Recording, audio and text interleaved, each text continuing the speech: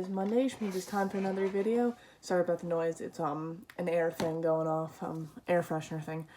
But the winner of the poll was actually, it was a tie. So I had to flip a coin.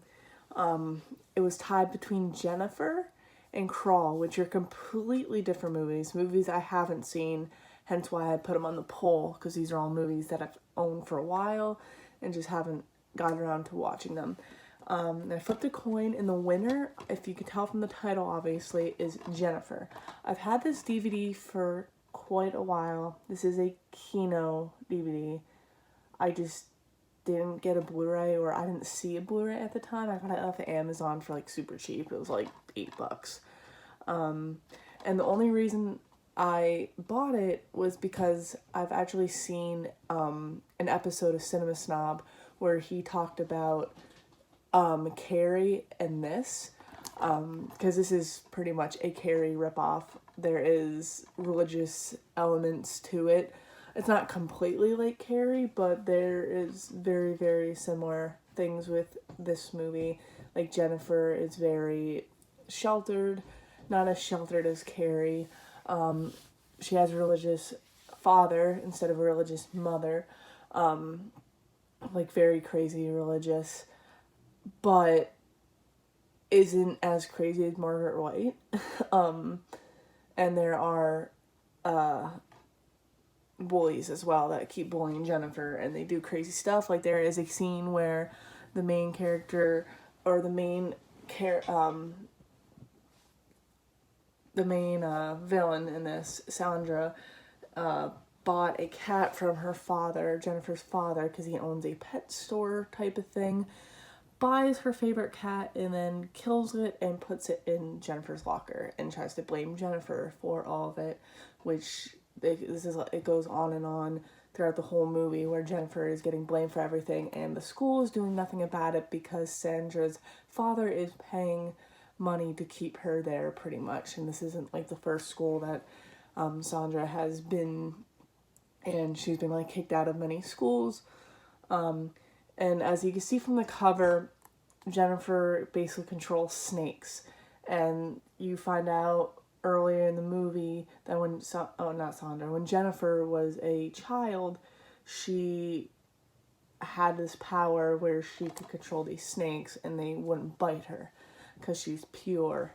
And that comes to play at the pretty much the very end of the movie. That's when you get all these kills.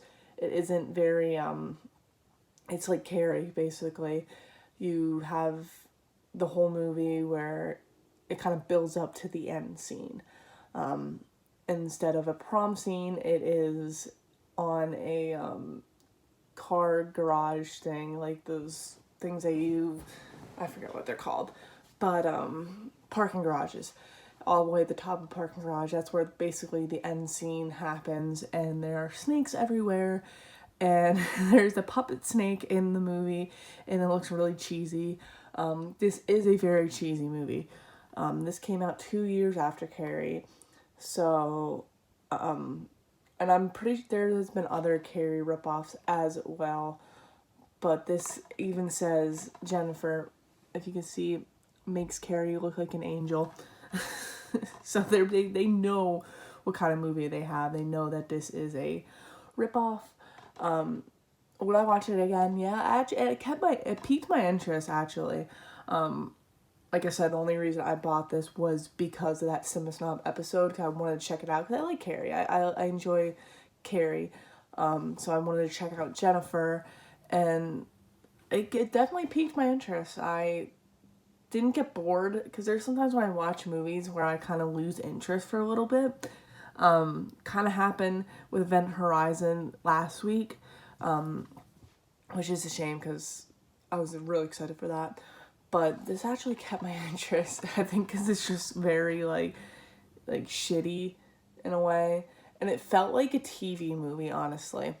It had that TV movie feel to it from like the 70s. If you've seen like TV movies from the 70s, like stuff like Don't Be Afraid of the Dark and stuff like that, it felt like a made-for-TV movie. But it wasn't a made-for-TV movie. It was a full-length feature film that came out in theaters.